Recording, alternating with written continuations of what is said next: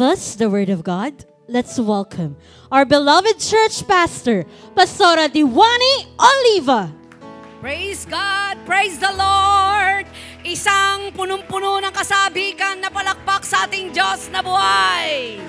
And everybody say hallelujah! Ako lang yata masigla, hallelujah!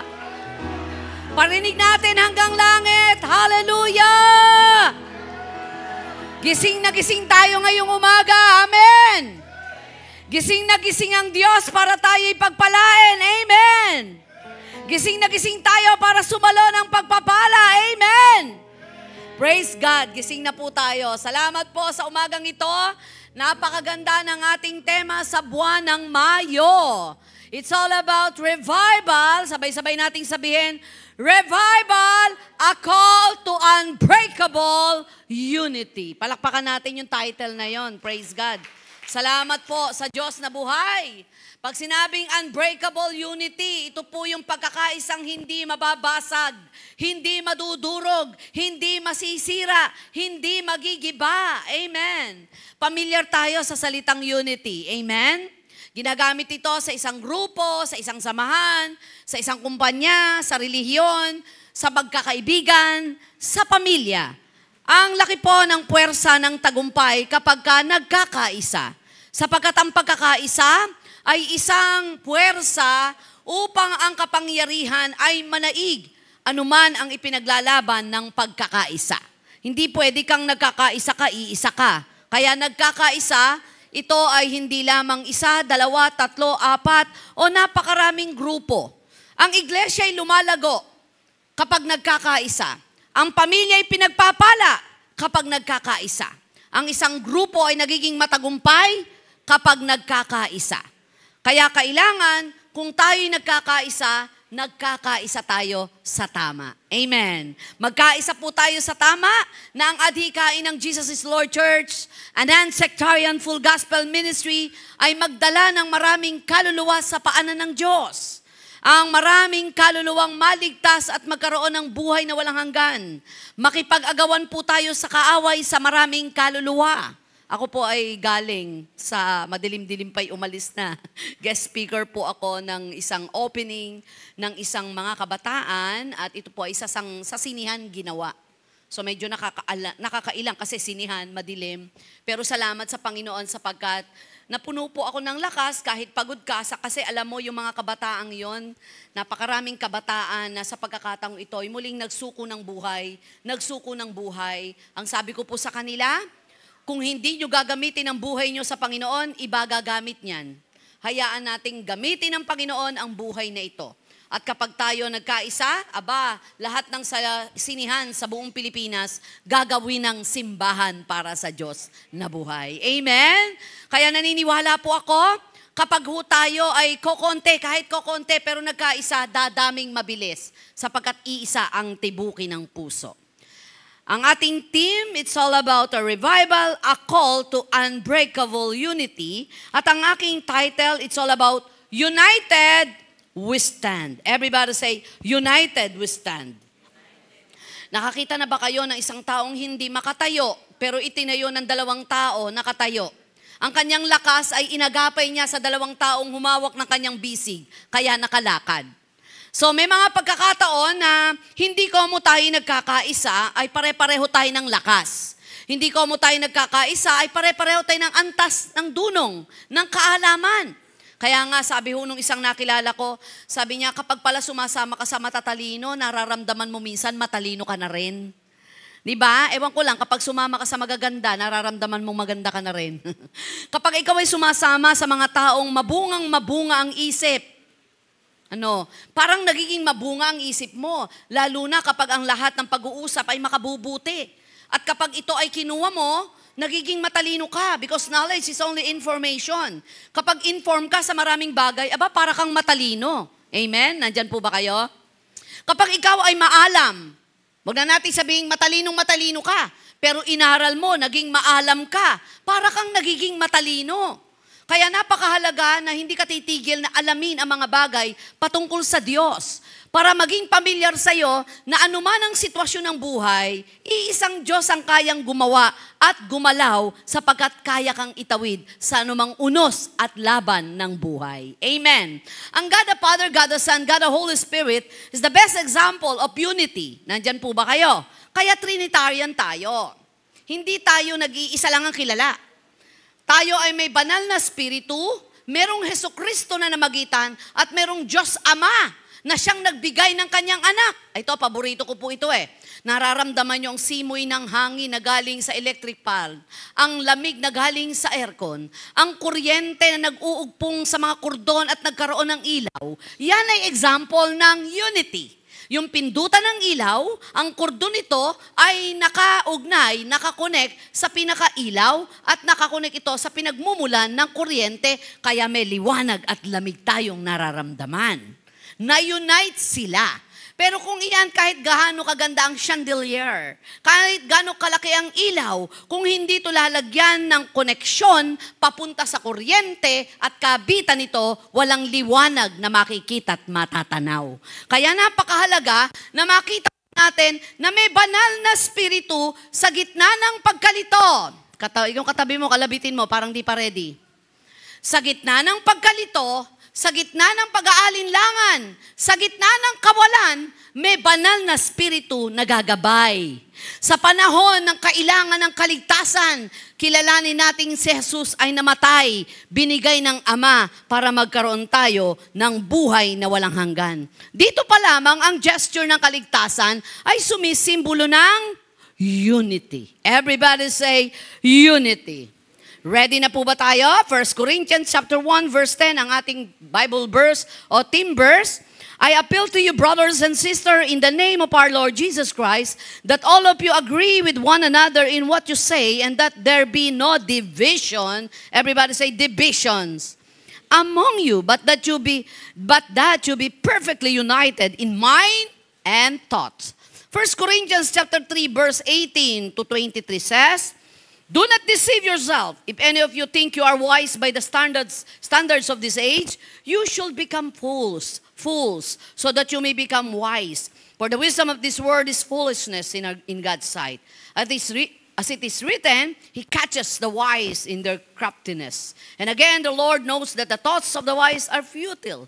So then no more boasting about the human leaders. All things are yours, whether Paul or Apollos or Cephas, or the world of life or death, or the presence of the future, all are yours, and you are of Christ, and Christ is of God. Ang Diyos pong bahalang mag-bless sa pagkabasa ng kanyang salita. Napaka-controversial ng salitang division. Amen. Pag sinabing division, it is an interesting word. Kaya minsan kaguluhan sa isang kumpanya, nagwewelga, nagrarally, sapagkat merong isang bumuong grupo na lumalaban ayon sa mga panukala, sa mga rules and regulation. Sa mga simbahan, kapag hindi nagustuhan ang pastor o ang mga manggagawa, nag-uusap-usap at sinasabing, pwede namang magkaroon pa ng ibang pastor bukod dyan. O yan. Sa magkakapatid, kaya minsan ay napakadalas ng alitan at hindi magkaunawaan. Lalo na kapag hatian ng mana, nagpapanaghilian kasi na-divide. Everybody say, na-divide. Pag sinabing na-divide, nahati. So hindi na unity yon. Dapat buo. Hindi hati. Kapag nahati, magkakadalawa ng kaisipan. Magkakaroon ng ibang panukala, magkaibang panukala. Kaya sa mag-asawa, dapat united kayo.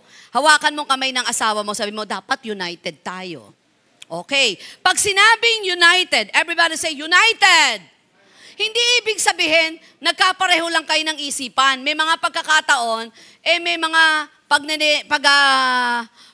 pag-uusap yan. May mga pagkakataon na mas mataas mag-isip ang babae kaysa sa lalaki, may disagreement, pero sa bandang uli, kapag si Jesus ang sentro ng pag-ibig at pagmamahalan, nagkakaisa. May mga panahon na parang ayaw sumabmit ni babae. May mga pagkakataon parang hindi agree ang lalaki. Pero kapag nagkaisa, kahit na minsan ay mabigo, tagumpay pa rin. Alam nyo, meron kaming desisyon ni Pastor John. Ang pag-uusap namin ganito, mahal, sabi ni Daddy sa akin, kapag ang isang desisyon ay hindi natin nauunawaan, huwag tayong magdesisyon. Kapag ang isang desisyon ay lumalaban ang isa sa damdamin natin at isa lang ang nagdesisyon, huwag tayong magdesisyon. Pero kapag napagkayarian nating magdesisyon, kahit na umaagam-agam ang isa sa atin, pero napagkaisahan natin, kahit magresulta pa to ng mali, walang sisihan, ang panalo pa rin ay tayo sapagkat nagkaisa tayo ng desisyon. Sa awat biyaya ng Diyos, mabibilang ang mga mali naming desisyon at sa mga mali naming desisyon, napagtawanan lang namin sapagkat panalo pa rin kami, nagkaisa kami ng desisyon. Ang pinakamahalaga ay nagkakaisa, lalo na sa iglesia at pamilya. Ang iglesia ay tinuturing na pamilya. Tama ba? Oh, pamilya nyo ba to? Kaya nga po minsan ang tawag sa aming mga pastor, spiritual mother, spiritual father. Tapos tayo mga brothers and sisters, may mga top leader, tinawag nating mga panganay, mga ate, kuya, kahit na mas matatanda kayo sa edad, pero dahil sila'y itinaas ng Diyos, binigay ng mas mataas na tungkulin, kahit walang sweldo, tayo nagbibigay ng mas mataas na respeto at paggalang sapagkat sila ay itinalaga at ipinili ng pastor. Ganon din sa pamilya. Kadalasan kapag mas malaking kumita si bunso, si pangalawa, yung panganay wala nang desisyon. Nababypass na. Na minsan mas ang naitataas ay yung mga mas bata kesa sa nakakatanda. Kaya minsan nagkakaroon ng rejection sa pamilya. Nagkakaroon ng di pagkakaunawaan. Sugatan na pala pero hindi halata. Sa bandang huli, magbe-breakdown na. Ang dami ng hinanakit. Naalala nyo ba yung palabas na The Sisters? Hello? Hindi, ako lang yata. Sino Tony Gonzaga, di ba? Ganda ng palitan ng salita doon. Akalain mo ba, nang akala nila, biktima sila ng kawawa sila, may paborito. Pero iisa pala yung nararamdaman nila, rejected sila. Kaya ang nanguna ay yung ina. Nagkwento na po ako ng storya ng pelikula, pasensya na kung foul. Pero dito sa bandang huli, nang mamulagat at makita nila ang kanilang pagkakamali, nagkaisa sila. Kailangan lang mamulagat tayo, makita natin ang tama at tayo'y makipag-isa. Sabihin mo sa katabi mo, mamulagat ka. O, Tagalog yon. Pagkakagising ang ibig sabihin ng mulagat. Pagkakalagay sa katinuan. Revival, a call to unbreakable unity. Ibig sabihin, gusto ng Lord na minsan pa makita sa JIL, hindi lamang sa may kawayan, sa iglesyang ito, ang pagkakaisa ng Kristiyano. Amen ba? May corporate blessing tsaka individual blessing. Pag corporate blessing, ibig sabihin, kung ano pagpapala ng simbahan, kung ano galaw nito, kung anong deklarasyon, kung anong propesiya, dahil nasa simbahan ka, under umbrella ka, o covering ng simbahan, natatanggap mo yun. Nandyan po ba kayo? Bukod pa sa individual blessing. Ang aking anak ay may corporate blessing yan. Bakit? Yung bahay namin, kung ano nasa rep namin, kukunin nila kung ano laman doon, kakainin, iinumin. Pero, sa kwarto ko, may particular akong pagkain doon. Akin lang yon. Pero hindi ibig sabihin, pinagdadamot ko. May mga regalo ako. Minsan nakalagay specific to Pastora Diwani. Pero minsan naman, to Pastora Diwani and family. That is corporate. Saan ka pa? Ang sarap mabuhay bilang Kristiyano, lalo kung naglilingkod ka. Dahil ipakikita ng Diyos ang kaibahan ng naglilingkod sa di naglilingkod. Division is an interesting word. It is made up of the prefix D, which means two, and vision, which means the way we see things. Kaya pala, division. Yun di daw ay represent ng two, yung vision ay para makita natin ang mga bagay-bagay na dapat nating tahakin. Dito sa Book of Corinthians, chapter 3, favorite ko po talagang basahin ng Corinthians Church eh. Alam niyo kung bakit? Yung sakit ng mga Kristiyano sa Corinthians, nakikita po ito sa iglesia ng ating kapanahunan. Actually, ang Corinthian Church ay mayamang iglesia. Marami po dito, ang mga dumadalo ay mayayaman, negosyante, matatalino, magaganda ang buhay. Hindi biro ang kanilang mga buhay. So dahil matatalino, magagaling, mayayaman, medyo may pagkapasaway.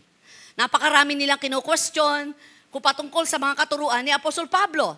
Straightforward pa naman si Paul. Napansin nyo? Yung mga mga books na binasa natin about kay Apostle Paul, na siya ang author, very straightforward siya. Sinasabi niya talaga. At kapag binasa niyo yung 1 Corinthians chapter 3, nakakatuwa eh.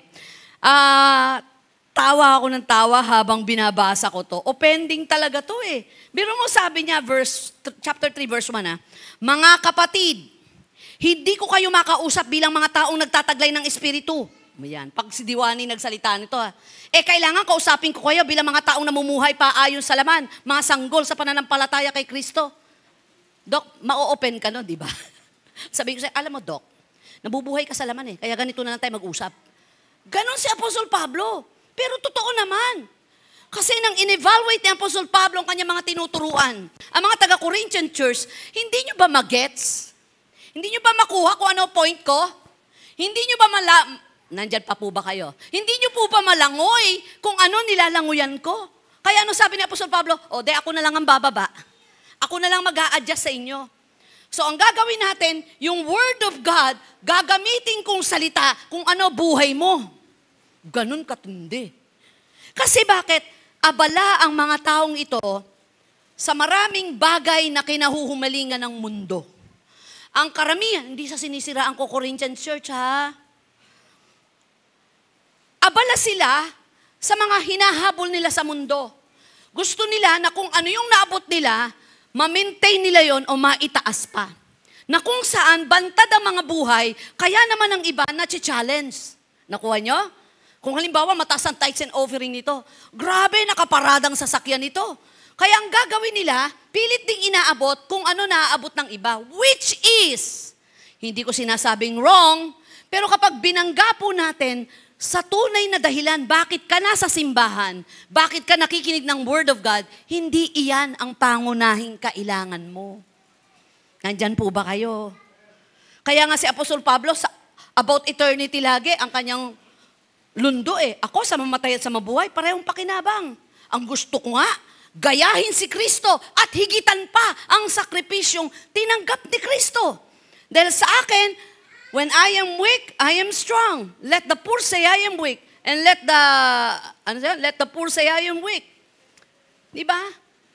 Kumbaga, sabi niya, kung kailan ako mahirap, doon ako yumayaman. For I have learned to be content in life. Natutunan kong matkontento sa buhay na ito. Meron o wala, maligaya pa rin kay Kristo. Amen po ba? Pupuntusan na po natin dito mga taga-Corinthian Church. Tingnan po natin. Bakit natin pinamagatang itong United We Stand? I-apply nyo po yung ating turo ngayon sa inyong pamilya, sa kung saan kayong grupo na kapaloob na kumpanya, o anong pagkakaibigan, meron po kayong grupo. Tinitiyak ko sa inyo, mula sa inyo ang apoy ng revival, magkakaroon ng unbreakable unity. Amen po ba? May mga pagkakataon sa aming family altar, may mga hinihingi kami sa Lord. Magtatanungan po kami. Paskay, ano gusto mo? Ito Ikaw, Pastor John, eto. Kat, ikaw. Si Kat laging ganito. Bahala kayo kung ano gusto nyo. Walang problema kay Kat. Kasi, kung ano kami, doon siya, sasakay siya kung anong meron kami. Pero lagi ko sinasabi, may mga panahon na kailangan tumayo ka kung ano ang gusto mo. So, 3 na lang kami nagbabangga sa prayer. Ngayon, di talaga kami magkaisa Ako lang nagbabalanse. Sabi ko, babalansihin ko lang. Yung hinihingi natin talaga, napakalayo sa katotohanan. Na pwede naman nating ilaban, pero habang nilalaban natin, baka tayo'y bawian ng buhay. Pero itong aking hinihiling, hindi tayo basta-basta babawian ng buhay. Mae-enjoy natin kahit mahapde kapag nakuha natin. Kaya lang ayaw talagang gumibap nung dalawa sabi ko, let's pray. Palakasan na lang ng pananampalataya kay Lord. Kapag kayo ang sinagot ng Diyos, hindi naman ako talo Para sa ating lahat yan. Kahit sino sa aming 3, ang sundin at bigay ng Lord kung sino sa amin ang susundin, ang answered prayer, nagkaisa pa rin kami, humingi pa rin kami kay Lord. Walang talo sa amin. And of course, hindi namin nire-reject yun. Pare-pareho namin gusto yun Magkakaiba lang kami ng gusto sa iisang pangangailangan. Nandyan po ba kayo? Kumbaga sa ice cream, ako gusto ko mango, yung isa avocado, yung isa ganito. Pero ice cream pa rin yun. Mananam, yung isa fruit salad, mananamnam mo pa rin yun. Pasensya na kayo, napakababaw ng ilustrasyon ko. Tingnan natin po yung ilang puntos po dito. Paano tayo magkakaroon ng iisang tatayuan ng pagkakaisa sa pamilya at sa iglesia? Number 1, tungo sa verse 18. We can be united when we have a proper vision of ourselves. Ulitin ko po. We can be united when we have a proper vision of ourselves. Tayo muna. Let no man deceive himself. Ang lupit nito ha. Let no man deceive himself. Sa wikang Tagalog po, huwag dayain ni numan ang kanyang sarili. Ito nagiging problema ng mga Pilipino. Huwag kayong papayag na ang mga Pilipino daw talagang magaling makisama. Pero ang totoo, pakitang gilas at pagkukunwari. Pero ako, sa isang banda, hindi naman po masamang magtago ng nararamdaman, lalo't ito'y makasasama at makapagpapahamak. Kadalasan, ang nagpapahamak po sa atin ay hindi nating mapigil na nararamdaman, na hindi natin namamalayan, may audience tayo na nakakapanood, na hindi nai-interpret yung tamang dapat mong maramdaman. Nakukuha niyo po? Pero ang sabi ni Apostle Pablo rito, let no man deceive himself. Ang pinaka-nakakaawang tao sa mundo, yung dayain mo, yung sarili mo na eh. Sino rito dinaya na sarili? Yung pupunta ng department store, pinipilit mo sa sales lady, small ka lang. Please, let me give the small size. Ma'am, extra large po kayo. Sino may sabi sa'yo? Bewang mo ba to? Yun ang problema sa atin. Feeling mo small ka, pero ang totoo, nakikita ng lahat, extra large ka. Naalala ko sa amin, pag isang araw kami di kumain, nagsusukat agad kami ng bewang. Tapos nagtitimbang kami agad, doktora. Tapos nagagalit kami sa timbangan. Kasi feeling namin, gumaang kami. Isang araw ka lang di kumain, gumaang ka na. So alam mo yung hindi naman masamang kumbinsin mo ang sarili mo sa magandang katayuan, pero wag mong hayaan na i-deceive ka ng gusto mong maramdaman lang. Hindi lahat ng gusto mong maramdaman at pagkilala sa sarili mo makatutulong sa'yo. Nandyan po ba kayo? Mas maganda minsan na ikaw mismo ma-expose sa sarili mo, hindi para kalabanin ang sarili mo, kundi dapat ipaglaban ang dapat na maging sarili mo. Hope you understand. Paul was dealing with people who were well-educated in the eyes of the world. Corinth was a city known for its luxury. Luxurious itong Corinthians na to eh. City known for its luxury. Mayayaman. Hindi lahat naman ng mayaman, umayos ang buhay. Tabi-tabi sa mayayaman. At hindi lahat naman ng mayayaman talagang sobrang talino lamang. Nandyan po ba kayo? Sabi niya in Proverbs 26 verse 12, do you see a man wise in his own eyes? There is more hope for a fool than for him. Sakit nito sa Tagalog. Biro ko sabihin ni Apostol Pablo sa mga taga-Corinthians, nakakita na ba kayo ng taong nag-aakalang siya'y pinakamatalino? Mas may pag-asa pa ang mangmang kaysa taong ito. Imagine! Yung bang ang tingin mo sa sarili mo, ang tali-talino mo, galing-galing mo, husay-husay mo. Minsan, gusto kami ni Pastor Jan, sabi ko, nakakatulong sa akin ngayon ang aking mga bagong kaibigan. Mga visionary, mga passionate. Na kapag nag-uusap na kami patungkol sa mga pangarap ng Diyos, grabe na. Pakiramdam ko, nagsisimula pa lang ako eh. Na kapag kausap ko sila, patuloy na ang pangarap ko ay nabubungkal muli at lumalaki pa ang gustong marating nito. Kesa naman sa taong ang lang pag-uusapan, kundi bagong pelikula ngayon? Latest na game ngayon sa Facebook? O ano na nangyari ngayon? Nagkabahalikan ba si Catherine at saka si Daniel? Na-updated ka sa mga vlogger na kung saan malalaki ang kinikita at gusto mo na rin mag-vlog. Don't get me wrong. Pero wala na bang gagawing mas malawak pa ang takbo ng isipan natin? Pagdating sa buhay na ito, ako ho ay pinipilit kong maging balansyadong pastor. Kinahabagan lang talaga ako ng Lord eh. Biro mo, ako'y nagsimula na talagang wala. As in, wala. Ano lang meron ako, ganda lang talaga. Yan, gusto ko sa inyo eh. Parang kanina sa nagsalita ako eh, lakas ng amen ng mga kabataan. Wala talaga eh. Pero natama po ang buhay ko dahil sa pagkilala ko sa Panginoon na hindi ako pababayaan ng Diyos. Sa isip ko pa, kukompromise kita, Lord. Kukompromise kita sa magulang ko.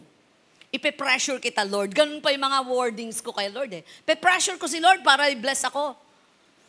Alam mo, hindi ko sinasabing tsumambe. Nahabagat natuwa siguro ang Lord sa akin. Kaya natama ang buhay ko. Kahit minsan baluktot ang isip ko. Pero may tamang pananampalataya. Kapag pala may tamang pananampalataya ka, kahit baluktot ang isip mo, natatama buhay mo eh. Eh ang problema, baluktot ka ng mag-isip. Wala ka pang pananampalataya, kaya ikaw ay reyna at hari ng sablay. Naalala niyo yung awit na, ikaw ang hari ng sablay. Dami nating sablay. Pero si Lord, hindi sumablay sa'yo eh. Biro mo, the word fool is a very strong word. Kaya si Apostol Pablo, kaya tayo hindi magkaise. Abe, iniisip ng bawat isa sa inyo, mas matalino ko rito. Hindi, mas matalino ko. Hindi, mas matalino. Kaya walang pagkakaisa. Walang mabubuong proyekto. Tagisan ng talino eh, contest. Ang simbahan o ang pamilya o ang relasyon ay hindi contest. Hindi tayo paligsahan dito. Hindi tayo pagalingan. Kaya dapat i-motivate nyo ng tama ang mga anak nyo. Pag minotivate nyo ang anak nyo ng ganito lang, anak, kailangan ikaw ang manalo. Ituring mong kalaban sila. Dapat ikaw ang first. Dapat ikaw ang champion. Kaya yung isang nakilala ko bago lumaban, anak, tandaan mo isipin mo, kagalit mo lahat yan. Break the leg. Puntahan mo agad ang pagkapanalo. Naglaban yon, elementary, college na ngayon, magkaaway pa rin. Bakit? Tinanim mo eh. Di ba dapat ang itanim ay magmahal sa Diyos. Mga magulang, turuan at utusan yung mga anak na magmahal sa Diyos. At ngayon pa lang, ang mga bata, bigyan nyo ng sentimo. Ilagay sa offering bag. Para kapag nagtrabaho na yung mga yan, hindi malaking issue ang pagbibigay sa iglesia. Pati ikaw bibigyan yan. Naalala ko si Kat nung maliit pa eh.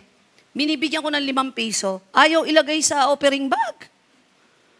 Sabi niya, liit naman ito, mami. Wala namang trabaho. Bibigyan ko ng pagkapapel, tuwan-tuwa siya, pero pag barya, ayaw. Sabi ko, ba't ba ayaw mo? Nakakaya naman kay Lord, barya binibigay natin. Pagpapel, hindi niya alam yun, parang bigatin pagpapel eh. Hindi niya alam, 20 lang yun, 10 piso dating buo.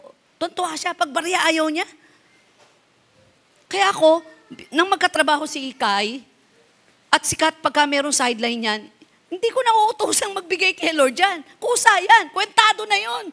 Nung minsan kumita sa pagsasayaw yung anak ko, 9,000 din yun, ha? Sabi niya, ma, 8,000 na lang yan. Ma, 8,500 na lang yan. Ba't ka ako 8,500? Binigyan ko si Lord ng 1,500. Di ba kako 1,000 lang? Bakit naman natin isasakto? Ako lang, hindi ko sa itinata siya. Sabi ko, tama motivation ko, hallelujah. Kaya kapag sila may extra, mami, saan mo gustong kumain? Pag kami, pagpapala nila, naiisip kami. Naiisip ang church. Hindi na ako battle. Na anak, pag nagtrabaho ka, kasi para ka nagtatanim kay Lord yan. Hindi na. Hindi ko na rin chinecheck kung nagtatay sin offering sila. Hindi ko na rin chinecheck kung ano activities na hindi nila pinuntahan. Alam nila na ang gawain sa Lord, non-negotiable. Kaya kong ilaban yan. Kahit sabihin nyo, pag shopping kita, non-negotiable sa kanila yan. Dumaan na sila sa ganyan. Huwag ka umaten. Shopping to death ka. All expenses paid. Non-negotiable sila. Bakit? Ako na ang ginamit ng Diyos para taniman sila ng tama. Para nang sa ganon sa iglesyang paglilingkuran nila, kaya nilang makipag-isa, kumonekta sa anumang kayang gawin ng Diyos. God has given us the capacity to know certain things. He created us with the ability to learn, to amass knowledge, to discover, to inquire, and draw conclusion. Number 2, we can be united when we have a proper vision of God. Ano sabi ko kanina? Proper vision of ourselves. Makita mo ang sarili mo na habang tumatagal ka kay Lord, nag-grow ka, i-stand alone ka kahit walang iba, pero kaya mong sumama kapag nandyan na sila. Nandyan po ba kayo? Gabi may kausap ako, galing ako sa silver wedding anniversary. Sabi ko, parang nawala po kayo yung isasawi natin. May kaedada na rin. Sabi niya, pastora, di ba nagpaalam naman ako sa iyo, 2 weeks ako mawawala. Ang layo ng pinugtahan, tawid dagat. Sino kasama niyo? Ako lang. Ako lang pas, kaya ko naman pumunta mag-isa, kaya ko rin umuwi mag-isa. Pero syempre, masarap may kasama. Masayang may kasama, pero kaya kong mag-isa. At kaya kong puntahang mag-isa yung pupuntahan ko. Kaya kong kausapin mag-isa yung kakausapin ko. Pero masarap sana kung sinamahan ako para mas makausap ko sila ng may puwersa.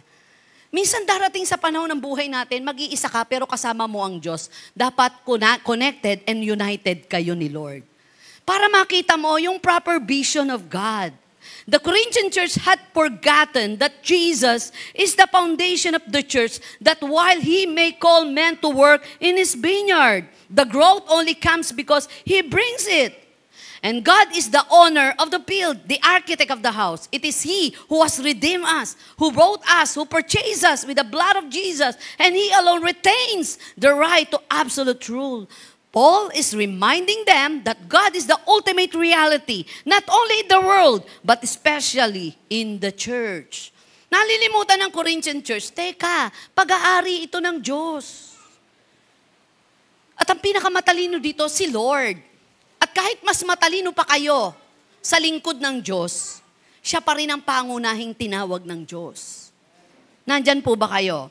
Verse 20 to 23, and again, the Lord knows that the thoughts of the wise are futile. So then no more boasting about human leaders. All things are yours.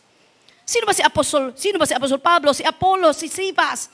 Sila yung mga lingkod lamang ng Diyos na ginamit ng Panginoon, sabi sa verse 20 to 23. Ang nagiging problema, dahil may mga ayaw sila na nakikita at may mga bagay na gustong makita, hindi sila nagkakaisa. Kanina ho, na-bless ako talaga, bless na bless ako. Sabi ni Pastora kay, alam mo ba kung gaano kadali, kung gaano katagal ang preparation nito? Sabi ko, gaano po? 2 weeks. 2 weeks na magbukas kami ng isang Sunday worship para sa mga kabataan lang sa isang sinihan. 2 weeks kasabay nito, after the second service, mga businessman and businesswoman. At metikuloso ako. Pinatayo ko at nag-follow up kami ng mga business dyan, maliit o malaki. Sabi ko, wow! In just 2 weeks. Pastora, kahit mahirap ang isang bagay, kapag kalooban ng Diyos, nagiging madali. And God will provide all your needs according to His riches and glory. Doon nawawala takot ko eh. Kapag may pinagagawa ang Diyos sa akin sa iglesia, kahit gaano kahirap ito, kahit gaano kakomplikado, walang makapipigil po sa akin ito. Alam mo na mga asawa, alam na mga anak ko yan at ng asawa ko yan. Kahit dumating sa point, sabi ko, kung hindi makipag-unite ang church sa akin, kayo man lang, ma-unite tayo, tuloy ang vision. Sa awat biyaya ng Diyos, mula sa sigsag na ang taong kapasidad lang ay hanggang 10, 15, lumipat po tayo sa isang resort na ang kapasidad kaya po ng 200. Lipat uli tayo sa isang event center na ang kapasidad ay naging 400 to 500. Lipat tayo sa sinihan na sunog hanggang sa narito tayo ngayon.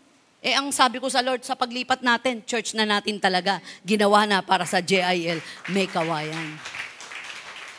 At iyon habang lumilipat ka, dumadami tao, lumalaki tithes and offering, dumadami sasakyan. Dumadami, nagpapagawa ng bahay, bumibili ng lote, nagiging negosyante. And lumipat kami, nakita ko yung si ba nag-worship leader ngayon? Si Ann. Maliit pa yun eh. Hanggang ngayon nga lang maliit. Silang lahat, yung tatlong yan. Si Jelay, si Mikay, si Ann. Naku po, mga nakatali buhok, children, ministry pa yan, lakad-lakad. Ngayon, mga professional na. Kaya nang magturo ng gawain sa Panginoon. Sa paglalakbay, kumunik, nakipag-unite, kasama sa biyaya at pagpapala at galaw ng Diyos. Amen po ba? Ephesians 4:4-6, there is one body and one spirit, just as you were called to one hope when you were called. One Lord, one faith, one baptism, one God, one Father of all, who is over all, through all, in all. Napakahalaga na yung vision ng Diyos. Nandito tayo, hindi para magpa-cute. Hindi para tambayan lang ang church. Ano ang kailangan ng Diyos? Ano ang kailangan ng iglesia? At anong pwede kong itulong? At anong magiging bahagi ko? Oo, nabe-bless ako, nare-remind ako, pero hindi ako dito lang. Na pumapalaklak lang paglinggo, pinamamalita ko yung Word of God ni Pastora. Hindi ako pang ganun lang. Ano ang tatakbuhin ng JIL May Kawayan? Ano ang vision and mission nito? Kaya si Apostol Pablo, taas ang sinasabi. O kinakausap ko kayo sa lengguwahe nyo. Lengguwaheng sanlibutan. Lengguwaheng hindi lumalago. Sakit nun. Magpupulasan sa pag-uwi mga tao nun. Mga worker, bibigay yun. Sabihin nila, hindi naman kami swelduhan, tapos gaganyan mo, pakala mo sa spiritual life ko. May pakialam ako kasi pumasok ka ng simbahan, pinagkatiwala ka ng Diyos sa akin, ang role ko ang bawat isa lumago. Wala ho akong makita na paglabas dito nakasundusay sa kalsada at lasing na lasing. Kanina, lasing ka sa espiritu. Pagkaraan ng 2 araw o 2 oras, lasing na lasing ka sa gawa ng kadiliman. Masakit po sa pastor yun. Masakit si pastor na nakikipagbabag ka sa gawa ng kadiliman at nang ikay nagapi, nakipag-isa ka na sa gawa ng kadiliman. Kaya sabi ng Apostol Pablo, dapat alam mo yung proper vision ng Lord sa'yo para sa iglesia. Number 3, we can be united when we have a proper view of God's servant. Tandaan po natin, kahit ayaw natin ng presidente, pinahintulutan ng Diyos yan. Nagkakasala po tayo kapag lumalaban tayo sa gobyerno. Ipanalangin. Doon bombahin sa prayer. Hindi yung ikaw pa ang isa. Nung minsan po, syempre pag napunta ka sa ibang bansa, talaga naman ikukumpara mo ibang bansa. Klimang-klima na lang. Yung init sa Dubai, pumapalo yon hanggang 55. Pero nakakalabas kami sa kalsada. Naglalakad kami ng walang pamaypay. Pero yung init dito, hanggang labas ka lang ng bahay, babalik ka na. Pero talagang ganun eh. May dealing ang Lord sa bansang Pilipinas eh. Kasi dito, open country tayo eh. Ito yung bansa na napakalaya sa pagsamba. At bansa sa may pinakamaraming relihiyon. At bansa na lumalaban sa mga batas na isinusulong ng mga tiwaling namumuno para lasunin ang mga susunod na kabataan. Bansa na kung saan sa Senado meron tayong nakaposte na mga lingkod ng Diyos. Sa Kongreso meron tayong nakaposte na mga lingkod ng Diyos. Sa mababang mga paglilingkod, may mga nakaposte tayo. Nandyan po ba kayo? We can be united when we have a proper view of God's servant. Verse 1 and 2, as a prisoner for the Lord, then I urge you to live a life worthy of the calling you have received. Be completely humble and gentle. Be patient, bearing with one another in love. Instead of choosing side behind their leaders, they should have recognized that their leaders were merely stewards of the gospel, servants of the mysteries of God. So in the church of the Lord Jesus Christ today, there is far too much praise being given to man and not enough praise being given to God Himself. Ministry built around a charismatic personality often walk the same path in the church of Corinth to walk. Ngayon kasi, di ba, parang marami pong iglesia nakalulungkot po, binababa ang standard ng kabanalan eh.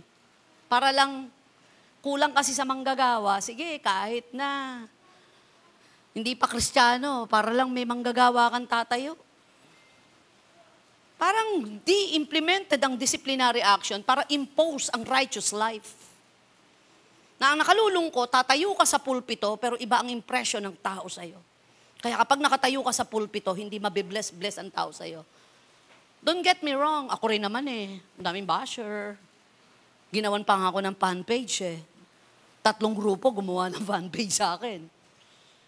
Yung mukha ko nilagyan ng sungay. Okay lang sa akin. Siguro naman kung merong hindi naniniwala, mas marami pa rin naniniwala. Siguro kung merong nagagalit, mas marami pa rin natutuwa. Kung merong umaayaw, mas marami pa rin gumugusto. Mapaparalisa ka at hindi ka magpapatuloy kung ang lagi mong titingnan ay ang mali ng kapwa mo at ang negatibong pwede mong marinig sa kanila. Kaya napakahalaga na yung proper view of God's servant. Hanggat nakalagay kung sinong presidente, kung sino mayor, kung sinong lingkod ng Diyos. Darating ang panahon, may tamang pagkastigo ang Diyos dyan. Ang Diyos ang naglalagay, ang Diyos ang nag-aalis. Kung hindi inaalis ng Diyos, stay where you are. Be faithful. Serve the Lord with gladness. And He is our rewarder. Amen. Kung ano nararanasan nyo, naranasan ko at nagdaan din ako doon sa paglilingkod. Pero ano mahihita ng paghintot, pag-ayaw at pagtalikod sapagkat hinatulan mo ang iyong kapwa at sinukat mo siya ayon sa nais at gusto mo. Walang perpektong tao. Tingnan niyo yung katabi niyo, perpekto ba yan? Di ba? Hindi. Nung minsan nga ay nagkasakit ako, biglang pinost sa Facebook. Tagal na, confine ako. Please pray for Pastora Diwani. Natakbo ko ng ospital ng Friday, nasa Jesus the Healer pa naman noon, nagawain. Hindi ko na kaya kasi extreme eh. Extreme ako noon eh. Speaker ako Sunday ng isang anniversary. 1 month before, nakapost na po yung mga pangalan ko. Our guest speaker is here. Friday, sabi ho sa emergency room, dapat ho kanina nyo pa tinakbo, dehydrate na to. Confine po kayo. So, hindi, kaya ko. Makaya ng emosyon ko, kaya ng isip ko, pero bumibigay ang katawan ko. Naranasan nyo yun? Gusto mo maglinis, pero wala, gulapay ka na eh. Gusto mo maglaba, pero wala ka na eh. Ang malakas na lang sa'yo, isip. Kaya tandaan nyo, hindi basta-basta tumatanda ang isip. Lumalago lang, lumalalim, pero hindi tumatanda. Ang tumatanda, katawan. Kaya yung minsang walang napagkatandaan, akala niya 16 years old pa rin siya. Kung umasta, 16 pa rin. So ang ibig sabihin lang, hindi pala tatanda yan, pero lumalago, lumalalim, natututo. Ang tumatanda ay ang katawan. Kaya kala mo, kaya mo pa.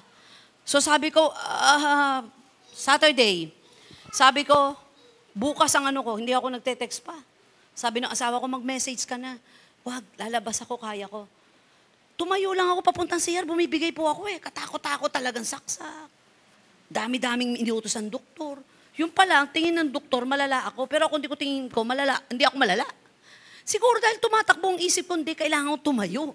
May mga taong naghihintay. Matagal tong pinag-pray. Sabi ko, tanggalin nyo na lang yung dextrose ko, tsaka kung ano nakalagay, balik ko ako, pirma ko waiver. Napakamo talaga ng ulo yung doktor eh. Sabi ko sa akin, Pastora, kung lahat ng pastor, ganyang katitigas ang ulo, mauubos ang pastor ng simbahan. Ganun lang ang sinabi sa akin. Text agad ako, Pastora. Picture ako, pinicturean ko sarili ko. Ay, Pas, okay po. Saturday night. Kinabukasan, biglang nagturo yung pastora. Sabi niya, Pastora, it's okay. Bawi na lang po kayo, marami pang anibersaryo yung darating. Alam mo, minsan hindi nagtutugma ang ating iniisip sa galaw ng ating katawan. Lalo na kapag hindi nagtugma ang isip at puso. Iba ang talino ng puso sa talino ng isip. Pag matalino ang puso, dapat bumalanse ang isip. Pag matalino ang isip, dapat bumalanse ang puso. Yon ang problema sa Corinth. Matatalino ang isip nyo, pero bangag ang puso nyo. For where your treasure is, there your heart will be also. Hinahabol nyo mundo, hinahabol nyo sanlibutan. Akala nyo mas magaling kayo, akala nyo mas mahusay kayo. Do not deceive yourself. Matalino lang kayo sa mundo, pero hindi sa pag-ibig ni Kristo. Nandyan po ba kayo? We can be united when we have a proper view of God's servant. Manginig tayo. Kapag pinapatay na natin ang masasakit na salita ang mga lingkod ng Diyos. Kapag binabackbite na natin. Hindi alam ng sino man, tulog na kayo, gising pa lingkod ng Diyos. Hindi alam ng sino man, walang kakainin ng lingkod ng Diyos, pero kayo may kinakain at yung kakainin nila, ibibigay sa inyo. Hindi alam ng lahat na nanganganib araw at gabi ang buhay ng pastor, ang lingkod ng Diyos. Na may mga pagkakataong inaatake siya, hindi para sa problema niya, kundi para sa problema ng iba. Kaya si Apostol Pablo, namatay na ako para sa sarili ko, nabubuhay ako para sa Diyos at para sa inyo. Kaya nirebuke sila ni Apostle Paul. We can be united when we have a proper view of God's servant. Sabi ni Apostle Paul, as a prisoner for the Lord, then I urge you to live a life worthy of the calling you have received. Sabi niya, live life worthy of the calling you have received. Be completely humble. Habang tayo yumayaman, dapat hindi yumayabang, kundi nagiging mababa sa harapan ng Diyos. Kanina, grabe yung kaharap ko, milyonaryo na pala rin. Pas, kulang na lang talagang, tapos nung kinuha, milyonaryo po yan. Hindi stereotype. Minsan kasi sobra pagka-stereotype natin no? Yung ba kailangan pag mayaman ka, ang tindig mo. Dapat mula hibla ng buhok hanggang hibla ng paa. May alahas ka. Dapat Englishera ka. Diba? Makikita mo daw yung tunay na mayamang-mayaman at matalinong-matalino. Gupo na, simpleng-simple na lang.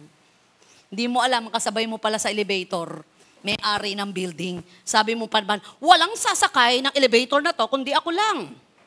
Dahil yung itaas, nabili ko yun. Nakasabay niya yung may-ari ng building. Sabi niya, ba't ka nandito? Di ba sinabi ko sa inyo, ilabas yan? Sabi nung may-ari ho na, hoy, kilala niyo ako, sino yun? Sabi nung may-ari ng building, guard, yes, pakilabas mo to dahil ako may-ari ng building na to. Minsan, hihiyain tayo ng sarili nating kayabangan. Sabihin mo sa katabi mo, huwag ka mayabang. Wala ka pang nararating para kay Lord.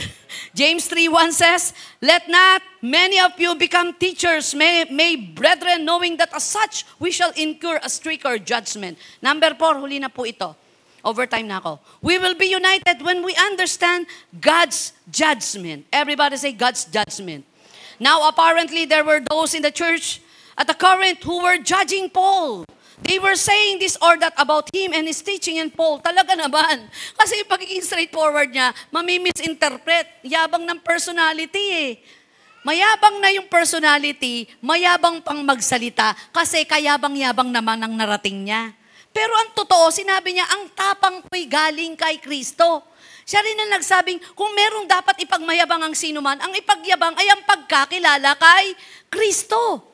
Mataas lang ang kumpiyansa niya kasi sa mamatay at sa mabuhay, meron o wala, masaya siya, fulfilled siya kasi nasa gitna siya ng kalooban ng Diyos. Ang mga insecure na tao, laging ang inaalam ay ang buhay ng iba at gustong lagpasan ito. Mapapagod po tayo. Kapag ang basehan ng success mo ay success ng iba, mapapagod.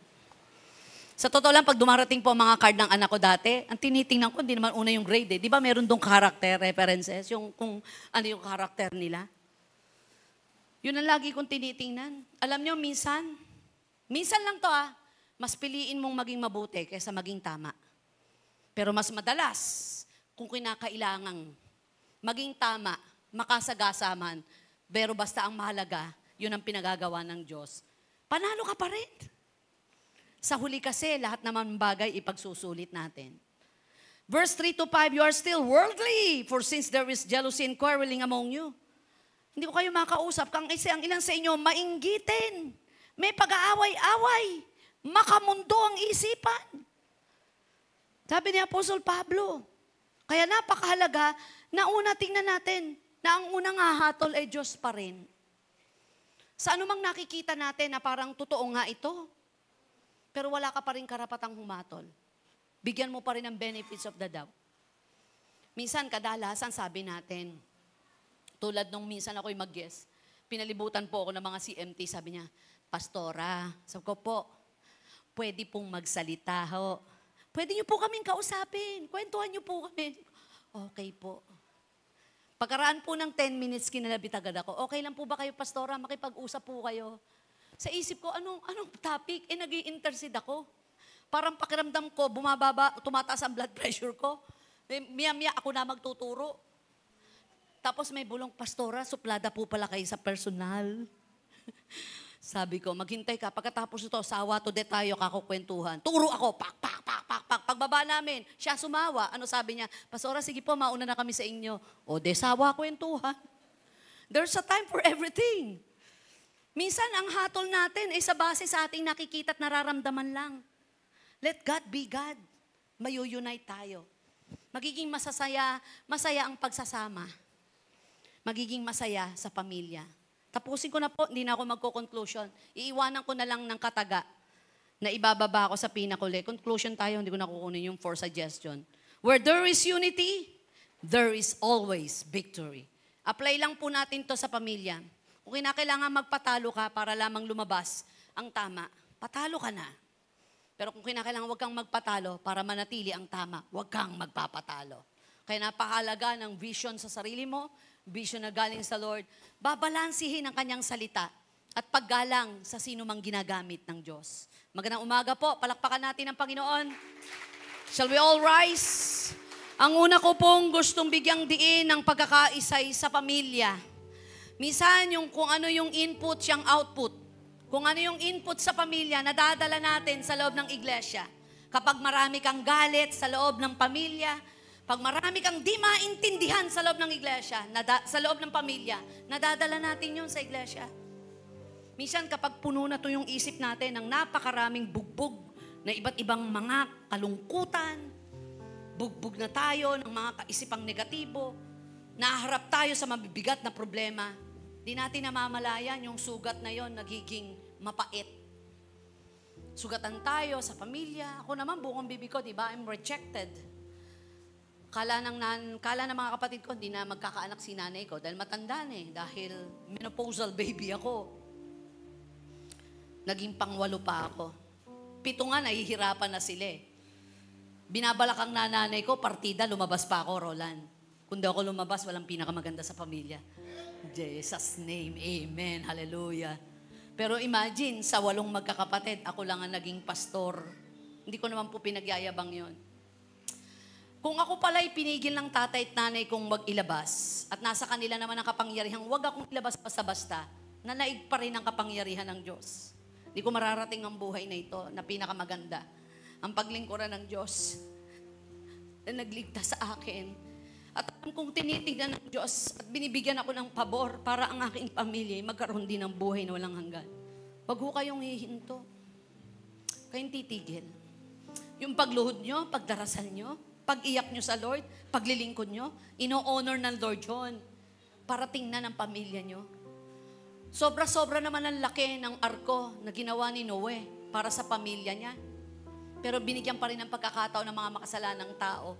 Pero ang totoo nun, alam naman ng Diyos na ang ilalagay lang doon ay ang kanyang pamilya. Sobra-sobra naman ang yaman ni Abraham. Kaya nag-umapaw din yung kay Lot na kanyang pamangkin. Kaya naman ang biyaya ay lumaganap sa kanila. Imagine ang mga pangunahing taong ito, ipinaglingkuran ng Diyos. Tiningnan nila yung vision ng Lord at sumama sa kalooban ng Diyos na pagpala ang kanilang pamilya. Pag uwi nyo po, simulan natin ang revival sa family. Kung kailangan mag-slow down, kalma, patalo, o mas piliin mong maging tama kaysa mabuti, o mabuti kaysa tama. Simulan natin ang pagkakaisa sa loob ng tahanan. Dala natin to kahit nasaan ka. Kapag di mo maintindihan mga kasama mong empleyado, boss mo, maiintindihan mo sila kasi na-rooted ka eh. At kung sila man sa pamilya mo hindi marunong makipagkaisa, ikaw man naman, ikaw lang muna ang simulan ng kapayapaan sa inyong tahanan. Let us be united. Naniniwala po ako. Magkakaroon po tayo ng 4th service, 1st, 2nd, 3rd. Kinonfess ko lang naman yung 3rd service eh. Nung una, sabi ng finance, naku pas, gagabi na kami ng uwi. Sabi ko, adjust nyo kasi magpo-4th service. Madaling araw na kayo uuwi. 1st, 2nd, 3rd, and 4th service. Kaya hindi pwedeng sabihin na, pas, hindi ako nagising. Gumising ka ng 10. Hindi hula ako nagising. Gumising ka ng 4. Ay, pas, medyo alanganin. Gising ka ng 6. Kung gusto nyo, madaling araw. Online na nga lang, prayer watch. Lahat gawin natin para maraming kaluluwang dalhin sa paanan ng Diyos at makipag-agawan po tayo sa gawa ng kadilimang maraming mapahamak sa impyerno. Let us worship the Lord our God. Hallelujah. Hurabakaya rasanda rabasika rabalalahanda. Balik sa iyong paglinga, dinadalangin ang iyong pagtanggap, hinahanap ang iyong katwiran, niyayakap ang iyong kalooban, maghari ka. Panginoon, ito ang aming panalangin na kami yung paghariin, O Diyos. Pagharian mo kami, Panginoon. Panginoong Jesus, maghari ka. Sa buhay ko, sa puso ko, Panginoong Jesus, maghari ka. Let us lift our hands and let us worship the Lord. Nanunumbalik sa iyong paglinga, dinadalangin ang iyong pagtanggap, hinahanap ang iyong katwiran, niyayakap ang iyong kalooban. kalooban. Maghari ka, maghari ka, Panginoong Jesus, maghari ka. Sa buhay ko, sa puso ko, Panginoong Jesus, Oh, let us pray! Maghari ka sa puso ng bawat isa! Maghari ka, Pagharian mo aming puso! maghari ka, Panginoong Jesus, maghari ka. Sa buhay ko, sa puso ko, Panginoong Jesus, maghari ka. Panginoon, ito po'y simpleng panalangin aming iniaalay sa iyo. Maghari ka po sa puso namin nang sa ganon mapangunahan mo kami sa aming pamilya. Hayaan mo, Lord, na makipag-isa kami sa iyo, Diyos, sa mga nais mo. Masakit man, mahirap man, kung may mga bagay kang nais ipagawa sa amin, sa aming pamilya, sa aming iglesia na kayo nabibilangan. Lord, hayaan mong magawa ang lahat ng ito. Hindi biro, Panginoon, ang assignment namin sa mundong ito na ang aming pamilya ay dali namin sa iyong paanan. Ang maraming tao sa daigdig na ito, mga kaibigan, mga nakakahalubilo at nakakaharap namin, ay maipakilala ka bilang Panginoon at tagapagligtas. Pagharian mo kami ng iyong kapangyarihan. Tulungan mo kaming lumakad sa iyong kalooban. Bigyan mo kami ng kaalaman. Puspusin mo kami ng iyong Espiritu Santo. At sa iglesyang ito na aming kinabibilangan, hayaan mo, Lord, na tulungan namin ang lingkod mo na ginagamit, na binigyan ng vision na ang buong daigdig ay mapalaganap ang iyong salita. Ang Pilipinas, ang aming bayan, ang aming bansa, ang aming lugar ay mapalaganapan ng iyong salita. Lord, i-bless mo si Brother Eddie Villanueva at ang kanyang buong pamilya na siyang binabaan mo ng iyong kapahayagan. Huwag naming kalimutang ilapit ito sa panalangin at ang kalakasan mong taglay ay ipagkaloob mo po sa kanya. Bigyan mo siya ng mata na makikita ang kalagayan ng bansa at ng iglesia. Maging kami na narito sa bayang may kawayan. Dalangin po namin, Lord, makita po namin ang pangangailangan ng iba. At punuin mo kami, Panginoon, ng iba yung lakas upang maabot namin ang dapat naming abutin. Salamat po, palakasin mo ang buhay ng bawat isa.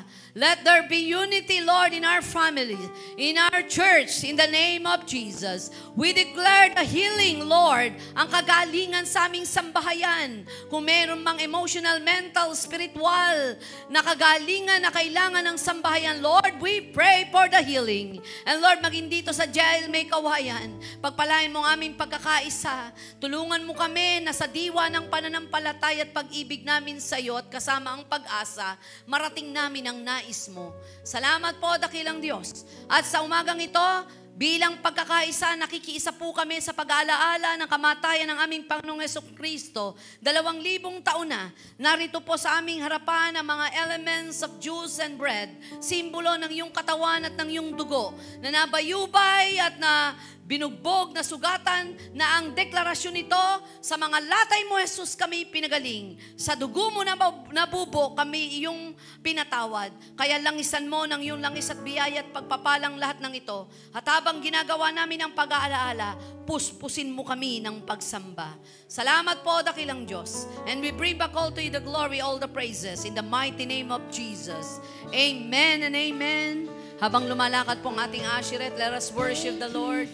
Sabay-sabay po nating kakainin yan. Habang tayo'y sumasamba sa ating Panginoon. God Himself should die for such as us. And every day we're changing to your image more and more. Yes, by the cross we've truly been transformed. Kung may hawak na po kayong tinapay, itaas po natin ang tinapay. We're so amazed and we give you praise that you would save us for such a cause. We're so amazed and we give you for the power of the cross. Dinideklara po namin, Lord, anumang uri ng sakit karamdaman meron kami, maging ang aming pamilya, deklarasyon ng kagalingan ay aming pinananampalatayanan. Sa mga latay mo, Jesus, kami pinagaling emotionally, mentally, spiritually, physically, relationally, financially, materially, and we declare that Jesus is Lord over our family, over my life. Jesus is Lord over this church. In the mighty name of Jesus, sabay-sabay po natin kainin. Taas po natin ang juice. Father God, in the name of Jesus, dinadeklara po namin na ang simbolo ng Diyos na ito'y banal mong dugo, na pinatawad ang lahat ng uri naming kasalanan, pinutol anumang sumpa na nag-uugnay sa aming buhay, ang sumpa ng maagang kamatayan, kadukaan at kahirapan, pagkabaog ng aming buhay, pinuputol iyon sa makapangyarihang banal na dugo ni Jesus, at dinideklara namin na kami pinalaya, pinatawad, pinayapa, pinatag, binigyan ng buhay na walang hanggan. Salamat, Ama, sa pangalan ni Jesus. Sabay-sabay po nating inumin. Let us close in prayer. Panginoon, maraming salamat. Sineselyuhan ko ng iyong kapangyarihan lahat ng aming nadinig, natutunan, at ito'y aming isa sa pamuhay. Sa ngalan ni Jesus, and everybody say, Amen!